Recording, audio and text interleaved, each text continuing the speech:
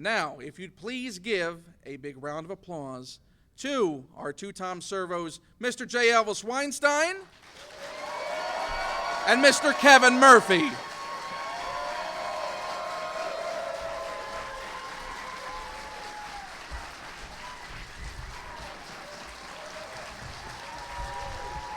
So we're going to start this off now with a little bit of background history on Tom Servo. So this has been covered some other places, but we're going to do it all in a consolidated fashion within this panel. So the earliest remembrances of Tom Servo was not of Tom Servo. It was a completely different robot when it was first presented. It wasn't a completely different robot. It was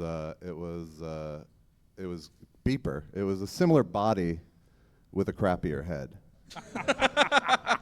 It was I don't know what the actual little eye face thing was, but then there was a plastic fish bowl over the whole thing, and it was kind of badly taped together. And he was named Beeper. And that also affected his voice, did it not? Yeah, it rendered his voice meaningless and pointless in any comedic sense. I bet you thought it was a conspiracy that nobody actually wanted you to talk when you were on the screen. That's what it was. Yeah, well, I can't blame him really, but but yeah, no, it was one of those things. It became like that sort of bad R2D2 C3PO thing where anytime Beeper said something, Crow had to translate it to Joel, so it makes it a little cumbersome. Now, how long? So, I mean, when you first chose, well, I mean, Trace grabbed Crow, so you really had Beeper left. Right, exactly. So by default, you got Beeper. I got Beeper, and I was Gypsy initially too. And so. Gypsy. So you got to talk as Gypsy. Yeah, again, it wasn't. Gypsy was a. And this is during the we should say the KTMA days. Correct. The pre-cable days of the show. Right. So when you're sitting there with a character for I'm not sure how many episodes, just doing beeps, at what point was it determined that perhaps it should transition to an actual voice? I think Beeper was just there for the pilot presentation, wasn't he? Anybody? I don't remember it. Yeah. Either that we or have just a nod. couple We have of a shows nod maybe, from our yeah. cohorts that yes, that's the case. Do you recall if it's a proposal you made saying, I'd really like to talk? I think it was pretty mutual among all of us, but I'm sure I was heading up the cause. So it became Servo, which had a very sort of nasally kind of "I'm Tom Servo" kind of voice, and that was annoying. So we did that for like 3 episodes, and then I was like, it's really hard to give any inflection with this voice. I want to change it, and they was like, okay, well, what do you want to do? And I started sort of riffing on different voices, and that's when the Tom Servo Mighty voice came out. And I remember telling it, oh, thank you so much. Thank you. But I remember, telling it to Joel, and Joel, just the fact that I had added Tom to his name amused Joel so much, so he became Tom Servo after that. And what would you say then was also the difficulty? Now, had either of you had any puppeteering experience prior to actually taking up the puppet? Not beyond like nursery school, really, no. I owned a ventriloquist dummy. I was really bad at it, but I had one. You would just bust into kids' birthday parties uninvited. Was it a licensed one or one you named yourself? No, it was a Dennis, Danny O'Day, as a matter of fact. And I immediately took his head off and put a pumpkin on there for Halloween. It was kind of fun. I mangled him almost immediately. A Dano-lantern. Exactly. So when you first picked up Beeper, then Servo, what were the difficulties in that thing? Well, I mean, part of the difficulty is that it has no face, really. So there's no, you can only sort of give expressions with how the body's leaning or shaking, or a little head tilt. And initially, it was a two-handed job because there was a string to operate the mouth and then a head stick. And eventually, we got to a trigger while I was still there. So you could at least hold Servo with one hand and make him do stuff, which was certainly better when we were riffing movies.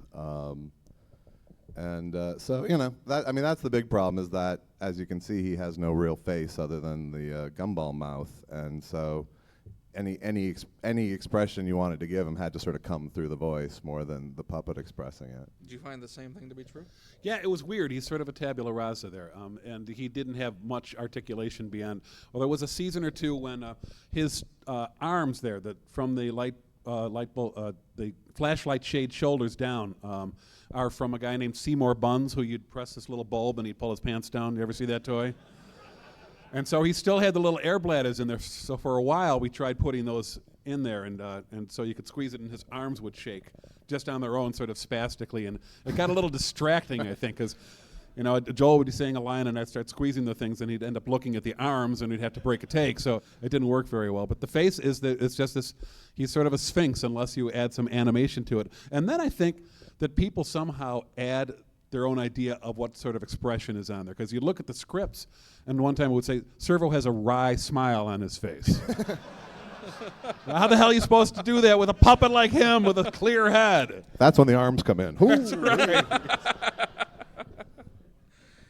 So at any point did you envy Trace and Bill with Crow? I envied Trace's puppeteering skills mostly. Trace, like just his learning curve on Crow was just amazing, and and really he was so good at making Crow into a fully fledged character, both with his voice and his puppeteering, and he was just really good at it.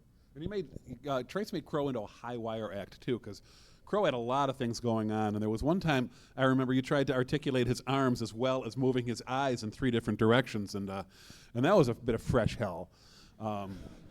But Trace would just get so much out of that, and just having those eyes be able to move was, I think, one of the keys to Crow is that he can have a wry smile. Never thought of begging for eyes? No. No, they just bounce around in there pretty much. That would just scare children. So the writing process from the beginning for the bots, what was that like during the KTMA days? Because the host segments were sort of a different beast during that period. Well, I think writing process is a generous word for what we did at KTMA. The writing process took place at like 8 o'clock in the morning in Jim Mallon's office till about 8:45 maybe, where we'd write all of the host segments, and then we'd go straight into the studio and shoot those through the morning. And that was pretty much the end of the script for the show. We'd do the Mad Scientist segments, then go to lunch, and then come back and do all the movie riffing, which at that point was improv. And they would, in the control room, they would be online editing the show as we shot it. So by the end of the day, the show was literally in the can as soon as we wrapped, and we got the hell out of there. So which obviously then evolved into the first season. It did evolve into the first season. Once we were actually getting paid to do it and it was a job, we decided, well, maybe we should put forth some effort. And so we actually started writing it, and it became more of a traditional TV show with a writing room and a script. So how did you visualize the character to begin with? When you got a voice, finally, that you were comfortable with, what did you feel was the personality? I think initially when it became Tom Servo, it was really this sort of the puppet was half the size of its ego. It was all he had an incredibly overblown sense of himself and his sexiness, and I sort of pictured him as a sort of a creepy DJ, and so it was always just him trying to be bigger than he really was in whatever way that meant. And Kevin, you elevated all of that. Well, I don't know. I picked this thing up and it was fully formed already. We had already learned how to write for this guy. So, and it was wonderful. I mean, I just walked into this great little character. And the ego got bigger. And well, the voice mine did. I don't know about Tom's, but I don't know. I tried to lend myself as much as I could, but you got to remember that he was a product at that point. After the character had really been formed, he was a product of the writers in the room, and so it wasn't just me doing this. It's if Tom's personality developed from there, it's largely in part to the fact that we had this terrific writing staff, very funny people, who kept throwing great lines for this guy and great scenes for this guy to get into, and And I think what evolved in him, if you will, if the puppet character evolves, along with that puffed up chick magnet thing he had going on, he got this vulnerability where he'd start weeping at the drop of a hat. If there was one little crack in the facade, he'd just break down and start to blubber and cry. Like most chick magnets do. Indeed, yes. Because frankly, he's a terrible drinker. I think that's it. 1 Miller Lite and the guy's in the bag, as a matter of fact. I was looking through, I found a bunch of this old stuff some of it from the very first season, and I found this production note I thought was very funny. It was from Liz Kruger. You guys remember Liz Kruger? And Julian Goldberg, who and Gail Berman, who got copied on this. Folks, per our conversation today, this is February 5th, 1990, so I think this would still be the first season. It is. Per our conversation, please omit the scene from script 113 in which Joel is, quote, hammered off his scrawny ass. As I explained, both Julian and I feel this inappropriate to the show. I don't know where they got that, but it's the only production note I think we actually got in print. I'm glad you have it memorialized. I think that goes beyond a production note into being a little personal. I just think the fact that they thought they knew what the show was when we had no idea at that point was, I guess, typical, really. We might have written it into the script during the tequila drinking episode, as a matter of fact. It's possible. Well, did you feel that in the writing process, any proprietary nature towards shifting where obviously the characters you were playing were going?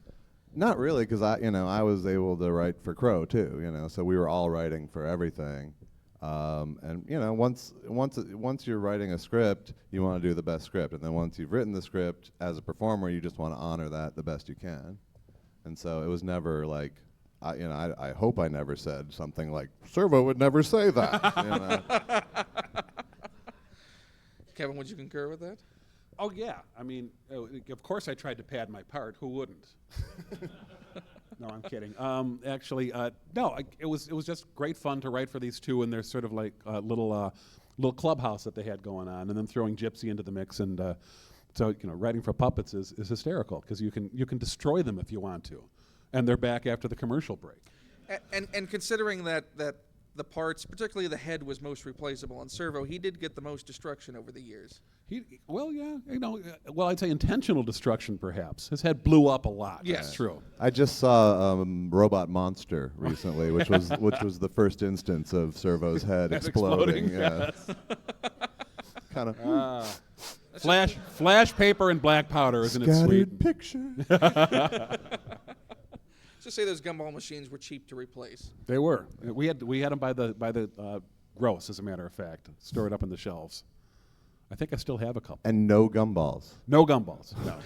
We put M&Ms in him, I remember, for once when we did the show opening, and so he's spastically shaking around, and the M&Ms are shaking out of his head and flying around. It looked like he was having a convulsion. It was really sort of sick, as a matter of fact. A very percussive convulsion. I think during the first season he had the hard plastic arms, but during the second season it went to the sort of Seymour. The Seymour buns, yes. Yeah. So was that something that you just weren't interested in continuing on, as far as having that be a different shade you could add to the puppeteering? Well, I got a vastly improved puppet from what poor Josh had to work with for all that time. It's Trace took the thing back and just completely revamped a lot of the things, so it just worked a lot better. We added a sort of bearing set to his head so that it would move around a lot more smoothly. And we did the thing with the irons. But the more complicated the puppet got, the more I started worrying about making the puppet work, and the less I would concentrate on the script. So as far as I was concerned, the minimal amount of stuff I had to do in order to make the guy funny was what I would do, and then try to sort of pay attention to the script and trust that the script is funny. So yeah, there's nothing, even if the arms are moving, you see their length. It's not like they're really helping out much. They'd sort of swing. It was sort of like, just a little thing like that. So how physically difficult was it to operate? It was really physically difficult on the KTMA shows because we just weren't set up for a puppet show. It was crouching on the floor behind a table, trying to make sure that no part of your body was there.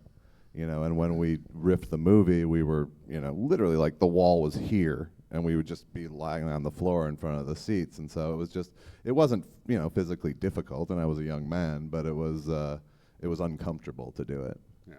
And things have obviously gotten better by the time you when we moved elevated sets. Yeah, when we moved to Comedy Central or Comedy Channel, I guess at that point, Trace designed the set and designed it with a puppet trench, as we called it. And so now when you look at the work, that was very impressive. The work. The work. The oeuvre. The oeuvre. The body of work. What would you say is your favorite moment that you can recall? Well, that's a good qualifier. Of looking back, I mean, I think one of the really sort of prototypical Servo moments that one of the few of mine I think that's lived on was him hitting on a blender sketch, because that I think really showed his puffed up and ultimately vulnerable side. So I think that's probably the most Servo-y moment that I can at least remember. I'm sure there was more, but that one, as I've said, I've seen it on YouTube, and it's lived on a little bit. I love the line that you had in there. Nobody drinks from my girl. Joel just grabs the blender jar and starts sucking back whatever's in there. What are you doing? Nobody drinks from my girl. Your favorite moment, Kevin?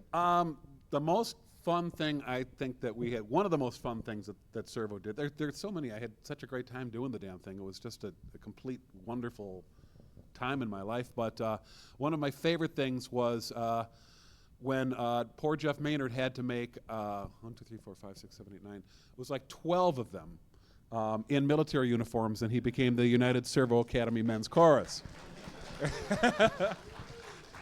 And sang that little, I adapted that song from the Navy hymn and the Air Force hymn, sort of put them together and came up with the United Servo Academy Men's Chorus hymn. And it was really fun to do and see all these heads moving in unison and singing along while we're doing it.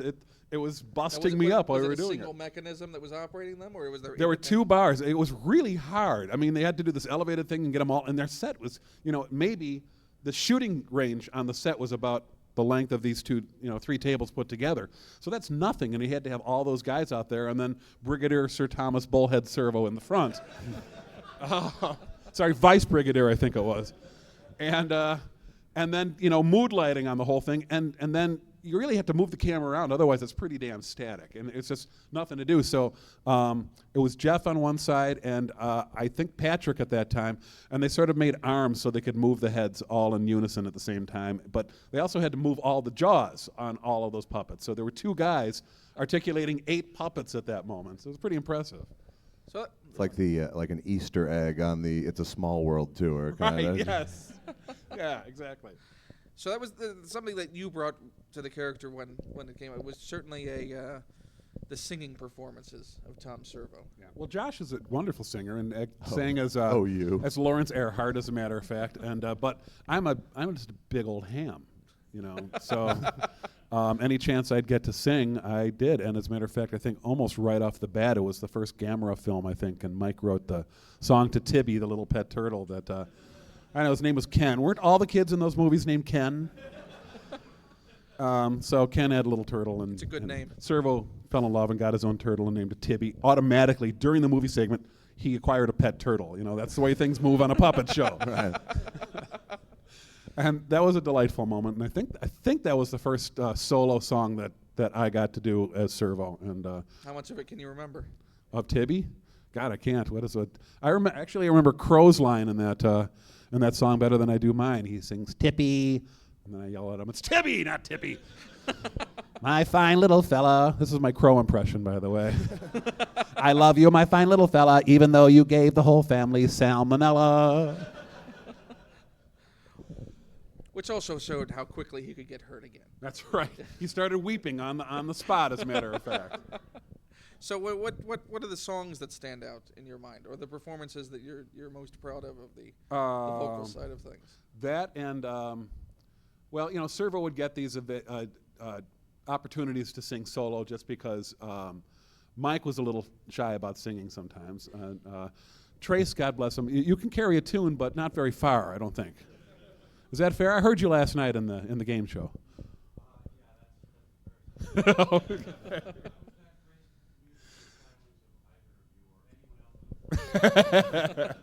it was always fun when we'd all sing together, and still one of my favorites of that group was the song "Tubular Boobular Joy," which is another. It's an autoerotical.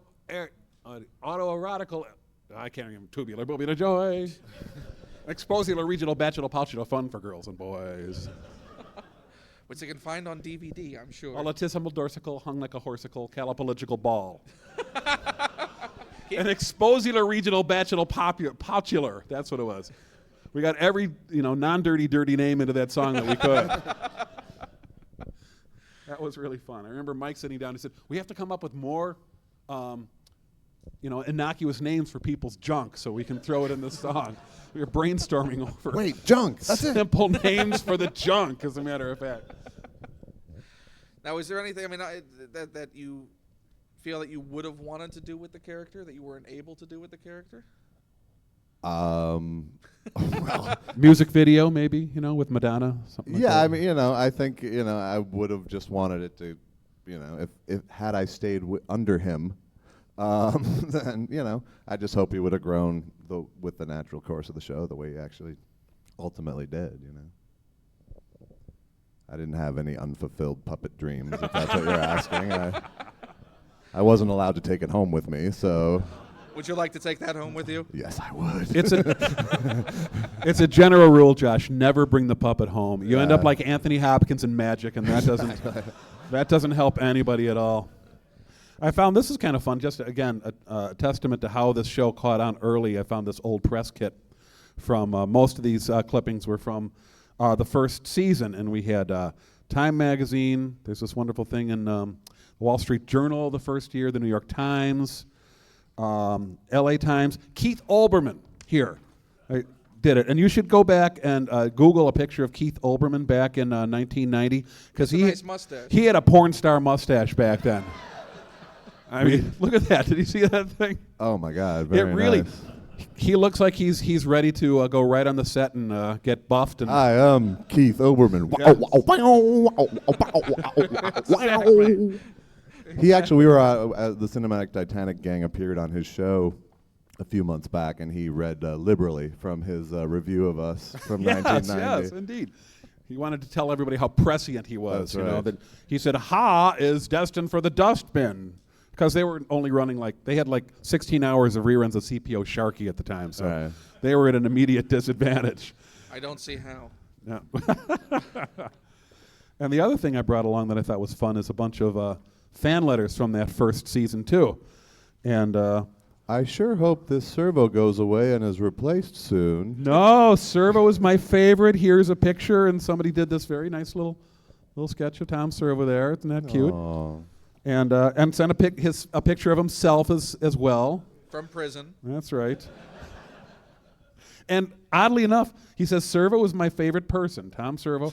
I like everyone else, and I think you're all very funny, but my favorite person is Tom Servo. And his name is Kevin. Oh, wow. Isn't that cute? These are just fine. And there's another one here. I've got to find that. That was addressed to right to. There's one to Crow. Who gives a damn about that? Oh, yeah. Our first contact with Michael Okuda. You guys might know of him. I have a feeling he's been here. He was he's still a scenic and graphic arts person for the whole Star Trek family, and he got his big start on Star Trek The Next Generation and invited us onto the set when we were out there. He's a really sweet fellow, and he's a really brilliant artist. He's one of the guys who came up with the brand new phaser design for the new for The Next Generation Star Trek. And the first contact we had with him, he wrote a letter to Tom Servo. And that was back in 1990. If there's ever a bigger credibility booster. Michael Okuda loves me. I found that kind of cool. Oh, and here's my favorite. I know it's just a photocopy, but I love the picture of Tom in this. He looks like a lighthouse, I think. It's like a baby bottle on a rock. Yeah. I thought, oddly enough, it looked like a Nantucket lighthouse to me. Very nice. I thought that was kind of cute. But Joel. These things started pouring in, and according to this press kit we had at that time, at the end of the first season, we had already gotten 7,000 fan letters. Wow. I think that's pretty cool. Now, did you guys actually... And we encourage them by reading them on the air, too. Well, yeah, you know, encouraged everybody's natural hamminess by putting the address up on the screen and then reading the letters on the air. I think there was, 40-year-old guys going, "Look, here's my picture of Servo. Look." Exactly.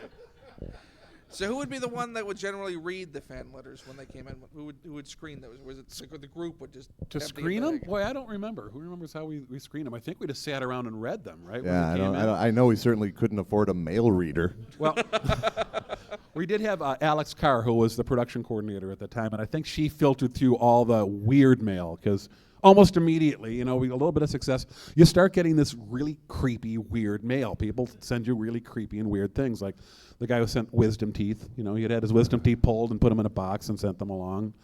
Toenail clippings was another one. Somebody sent. Yeah, we discouraged that, as Trey said.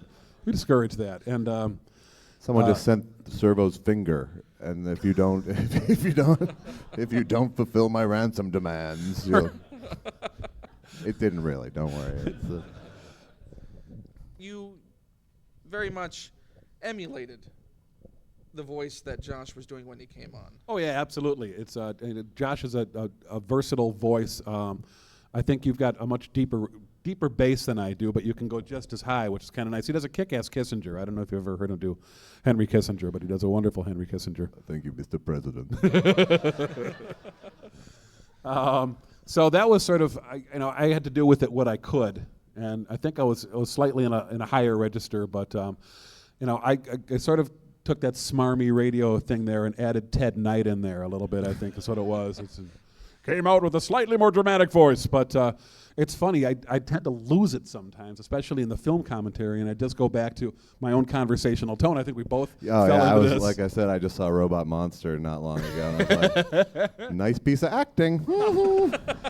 It's a testament. More important are the jokes we're telling. Well, and sometimes you have to take on the voice of the character in the film. So to do an impression while you're already doing a voice, it gets dicey. It's a little weird. Yeah, absolutely. And it also added to that sort of, in the first season it was all ad-libbed, which was kind of cool. And Trace and Josh and Joel had at KTMA it was all ad-libbed. And then in the first season, they sort of kept that spirit, and it was always one of the greatest compliments that people could give us is to say that the show seemed to be ad-libbed. He said, how can you do that much ad-libbing? And at that point we would say, no, we thank you very much, but we scripted all of that, and I'm glad it sounds ad-libbed.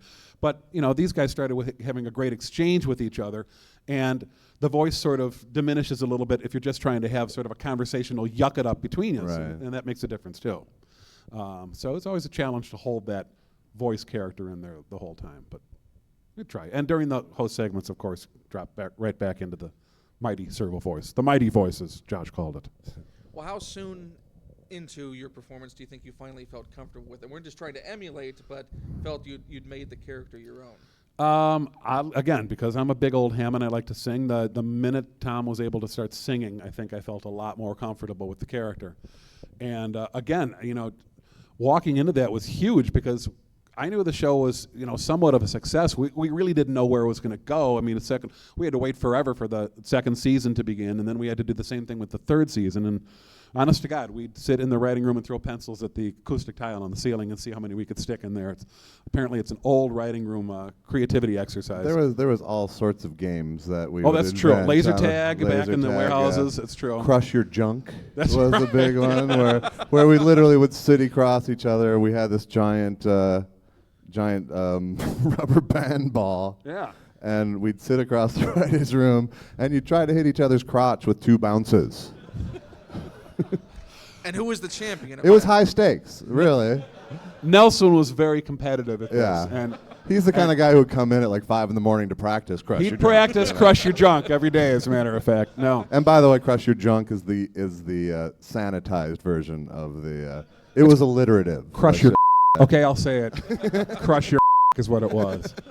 Yeah, and we had a foosball table there, I think. And was that there in the first season? That was after I left. I think they took my You salary. never got a foosball applied it to table. the game table. That's right. He was just crushing junk. We took the money we would have given to Josh and put it into a foosball table. At least you had a rubber ball band. I did. You did. It was a nice one too. And I had my memories. Again, I think Trey started that rubber band ball. It got quite big. It was about the size of a 16-inch softball, I think. At least. You probably still have that and add to it every day, don't you? Yes, and the scent of many a crushed. It's now a roadside attraction in Minnesota. So you speaking of fan mail, got a particular piece of fan mail during your first season. Yeah, I think you guys know this story. A lot of you know this story. I wrote about it in the Amazing Colossal Episode Guide, and it was not too far into the first season that I was on the show, season number 2, and Alex hands me this. She says, "I don't know if you want to see this," and I pull out this huge, like 6-foot-long, printed, from a dot matrix printer. Somebody put a lot of work into it, and it just said, "I hate Tom Servo's new voice." Really big. And so I put it on the wall in my office because it was it was like a reverse inspiration for me. If somebody was that, sad that they had to send hate mail to a puppet, then I had something going on here that he didn't, and I felt pretty good about myself. And as a matter of fact, while I was digging back through the archives, oddly enough, To show it's not apocryphal. hang on, quick quiz for you guys. Woodchuck, funny or not funny floating? All right. Funny or not funny floating? Gallagher. Not funny under any circumstances, as a matter of fact. It's amazing what you can find when you look for it. But I have nothing to pander with. here, hang on, I Josh. have Josh, can you help me with this? coffee.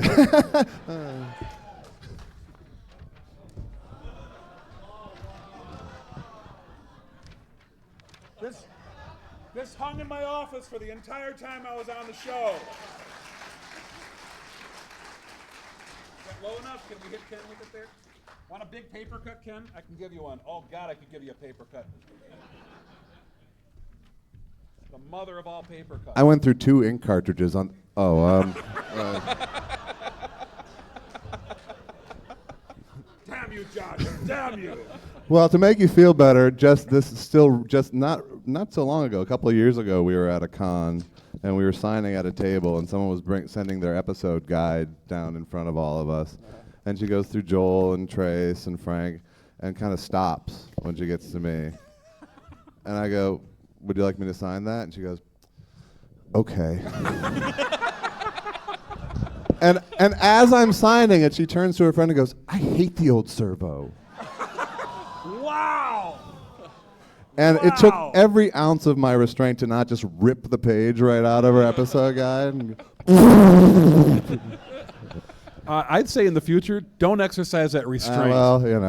And then hurl the book, And she's here with us today. So what was what was your initial impression? What was it that feeling of being inspired by it, or it has to be a bit of a shock to know that someone did. Well, I thought it was really ambitious, that someone would go to that much trouble to tell you how much they hate you. That's a special kind of energy that's out there in the world, and it needs to be dissipated in some way or another. So yeah, it was inspirational in that way. Well, and to do it in banner form, yeah, sort of indicates that they were thinking this is going to be hung somewhere. I think they probably sent the push pins along as well. That's right. It's like maybe it was the prototype for the banner trailing the airplane they were planning on hiring. They'll fly over. No, it's one of those things that happens like when I first started trying to sell things as a writer. And you get rejection letters. And so I used to put the rejection letters up just to remind me this is my past. I don't know what's going to happen in the future. This is my past. That part of my life might be done now. So it's always been inspirational for me to acknowledge, people's negative opinions of me or the failures I've had in order to sort of, dismiss them and put them in the past. I don't dwell on them, but once I put it on the wall, I sort of forget about them. I don't look, I always have my desk facing out when I work. I don't have my desk facing towards the wall, so I'm never looking at the wall, so I don't see them. So I sort of figuratively, and this sounds really corny, but they're behind me at the time I do that, and it works for me, I'm sure I'm fooling myself, but it works for me. Do you have anything similar? No, I like to bathe myself in love. bathe in the shame. Oh, shame. Perdurable Wash over me. shame. Cleanse my positive feelings Delicious away. shame. It's like rain bath, isn't it? Yes. Beautiful Neutrogena shame bath. So, what are your lingering feelings about the time you spent? Resentment, anger, frustration? Had a lot of those, but I've shed most of them now after all this I was time. talking about me, not you. Oh, but- sorry. No, it's like it's funny because I think most people when they think of Servo they think of Kevin, and I think that's fine. I think it's all based on when you discovered the show, and when I was on it, it just wasn't even available to that many people. So my feelings are mostly I'm really proud to have sort of planted the Servo seed, but clear, yeah. He didn't plant it in That's me. Like I said, that's why they wouldn't let me take the puppet home. I have nothing but admiration for where Kevin took it and ran with it, and I think he absolutely made it his own in short order. But I'm also proud to be a co-Servo with you. I think I put something into him that stayed, and I think Kevin put plenty of stuff into him that stayed, and I'm happy. And certainly through the DVD releases, those first season episodes are now readily available. Yeah, for better or worse, you can see the first season episodes now again. I love- yeah. It's so developmental, and like I said, I watched one recently, and we were still learning. It was still part of the learning curve. I think KTMA was really integral in terms of establishing the tone of the show. And then I think the first season was really integral in establishing we have to make an actual professional TV show, and just learning all the things we had to do to deliver a show to a network. All of that was part of that curve, and even watching the riffing, it's like we hadn't quite figured out how many riffs you can actually get into a movie. Whereas we were, our rule, I think the first season was we have to have 4 jokes a minute. Yeah. But as we know now, having riffed on, there's room for 8 to 10 in a minute, Just anytime there's a space, you can put a joke in, and people's brains will track it. But we were still navigating how you deal with dialogue and what you have to watch out for. And We had analog brains at that moment, It was Yeah. before we all went digital, I believe. Before my high-def brain was installed. So the riffing was still developing. I think we knew what movie riffing was, but we hadn't pushed it to its potential yet. So. So I don't think that the first season shows are the best MSTs. I don't have a delusional pride about it in that way. I think we did some great work, but I don't think if I were to say what's the best MST episode, top to bottom, it probably didn't come from my seasons. Well, my favorite out of season 1 is Robot Monster. Just partially because the movie's so damn silly, but the jokes were terrific in that, and I just still have to this day a vision of that robot. He's supposed to be menacing, and he's walking, he's loping along like this, and I think it's Tom Servo who starts a little song for him, peeking through the knothole in Grandma's wooden leg, who put the sea so far from the ocean, go get the axe, there's a fly on Granny's chin. And it kills me every time because it's perfect. Because he's this menacing, you've seen the movie, it's like a gorilla with a deep sea diving helmet on, and he's supposed to be this menacing alien, and he just sort of lopes along when he walks. And we were resistant. I remember being resistant to doing that movie. It was we kind of got pushed into doing it because we didn't have another one to clear, but because it was sort of one of those famous, right, iconic bad movies, we wanted to sort of make people discover new movies, and then. But I think it turned out that iconic bad movie really served us. It was, for me, proof that the movie was our Margaret Dumont, and we should really embrace that. Right, and that one had so much air with the big with the monkey alien walking around, So and I think that might have been one of the jokiest ones. Yeah, and I think that was formative because we learned how we have all this air, let's fill it with joke. Absolutely. So your lingering memories? Lingering memories of Tom Servo, the time you spent with the character. Geez, I mean, I think I had the most ideal job of anybody at Mystery Science Theater, and I feel very humbled and thrilled, and I still look back at it and I have to sort of pinch myself because I got to be involved in every single episode of the show, from the time it was piloted to the time we shut down the doors and shut the doors and took down the sets. So that's, I don't know how many people are able to have had that experience, but it's very cool in retrospect, and I got to see the whole evolution of the thing and do various roles beyond Tom Servo, because I started out, I helped Joel build the doorway sequence when we first did it, and I ran the camera, and then for a while I was supervising the editing for quite a while, and then and writing, and then I got to be on the damn show and have one of the characters and go through that whole experience.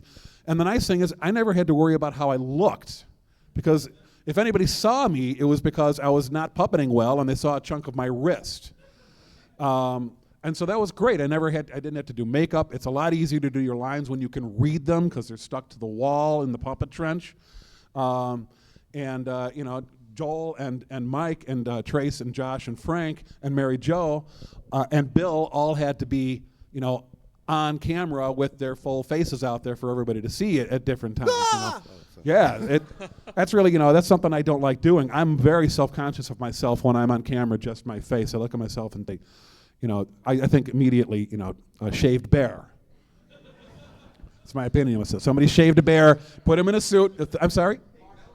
Partially shaved bear. That's right. Thank you. I think a kitten with a whip. I think Kitten with.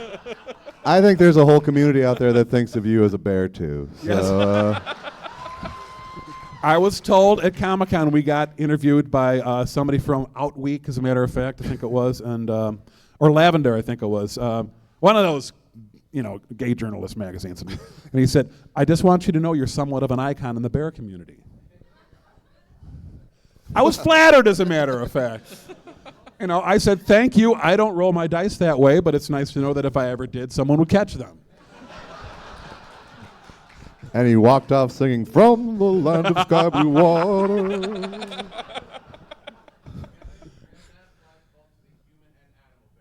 That's right. Yes, that's right. Actual gay Kodiaks are looking for me out there.